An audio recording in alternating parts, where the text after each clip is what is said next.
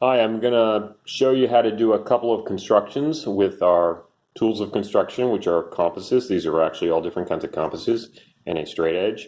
This kind of compass I don't love, first of all, because of the sharp point, but these aren't always great. They don't always work so good. These are really good, but they're a little expensive. And then I really love the safety compass because it's cheap and it's got a built-in straight edge. So first of all, compasses are used to make circles. So, and sometimes it's easier to spin the compass, and sometimes it's easier to spin the paper. But there we go, we got a circle. Now that one actually left a hole right there, which is the center. Sometimes you might need to mark it to start with if you didn't.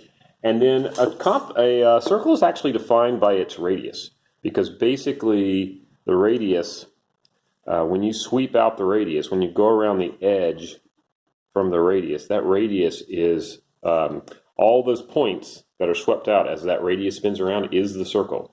A circle is actually the collection of all the points swept out as defined by the radius. So there's something else kind of interesting. The radius to the edge is a segment. And if I wanted to copy that segment, the way most books copy a segment is I say, I want to create a segment out here somewhere that's that length. Well, what they will typically do is they will get a compass. Now this one, it's already the right shape because I just made that circle, although I accidentally just messed that up a little bit. But normally, let's pretend this was, not set. I would have to figure out, well, how big is this circle? And I got that on the center. And I said, oh, circle is this big. This is how big it is. And then I would just go up here and say, well, if I draw a circle of the same size up here, anywhere from that point to the edge has to be a segment of the same size. So that's how you copy a segment in a traditional fashion. And the reason I'm saying traditional is Euclid did not have what was called a fixed compass. There's another way to do this. It's a little more complicated, which I may show later. Let me show you how to do it with safety compass. So once again, let's say I want to create a segment right here that's that length. Well, I'm going to put my center on the circle. And then I have to kind of look and see which of these holes out here fit. And I think it looks like this one right here is roughly the same size as that circle. It is. Okay. So that's right beside my K, a little further than it. So I got to remember where it is. Got to go over here. And I'm going to draw that arc. Now I could draw the full circle or just the arc, whatever I needed. And then if I complete it, there we go. There is a congruent segment. One of the other things we might want to do is bisect a segment. So if I have a segment, and we've actually kind of done this already at some level, and I want to bisect it is chop it directly in half. I'm going to do the same thing. And I could do this with this one too. I just have to make sure this was big enough. But I'm going to do it with the safety compass. So I got to figure out, okay, how big of a circle would this thing make? So the idea is I'm trying to create a circle here, and then I'm going to use that. So I'm going to figure out, and wow, looks like it's almost the same spot again. Let me just double check here.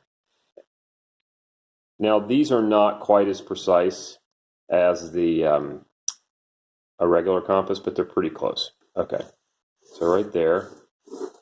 And once again, if I want to do the circle all the way around, I can. I don't really need to, though, because ultimately I'm going to end up with an intersection about here and here. So all this stuff over here is just extra.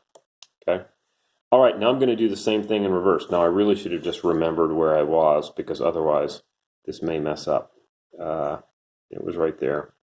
Okay, so I'm going to flip it around and do the same thing again. Now, if I've done this well, when I connect this point to this thing will create a bisector. It will chop that into two equal halves. Now, I don't have to mark it like that. The construction marks, as long as I haven't erased them, shows that this is, and this is not recording. Oh, wait, no, it is. Sorry, freaked out for a second. Okay, and sometimes people will call this the fish. I'm going to do one last thing because I got a couple of minutes left. What'll happen a lot of times is you want to find what's called the line of reflection. So like these 2 points, imagine a mirror in between there. Well, what's the line of reflection? Well, it's really the same thing we just did. It's the perpendicular bisector. So this one's a little smaller. It lines up right about here on my D. So I'm going to do the same thing. Do this here. I'm going to flip it around. It should be the same distance from the other side, which it is. See how my radius here and my radius here? Those 2 points will actually define, like these 2 things are split right here. That's called the line of reflection. I'm realizing this is all sideways for you guys. Let me do it this way. Line of reflection. It is also, if I was to connect those points, it's what's called, it's the bisector. It's also, you'll notice it's at 90 degrees. It's what's called a perpendicular bisector. So that does that. And this even works for shapes. Like this looks like some mirror image, and that point matches up to this point, and that point matches up to this point. And I should be able to figure out, like, where's the line of reflection. Now, the trick I did here was I actually folded it, and you can't see it, but if you could look through the paper, you'd actually be able to see the 2 things lining up, and that's that line of reflection there. But I can do it with my compass, too. I don't have to do it by paper folding. In fact, I'm going to do this one now. So I'm going to do the same thing. I'm going to open this up enough.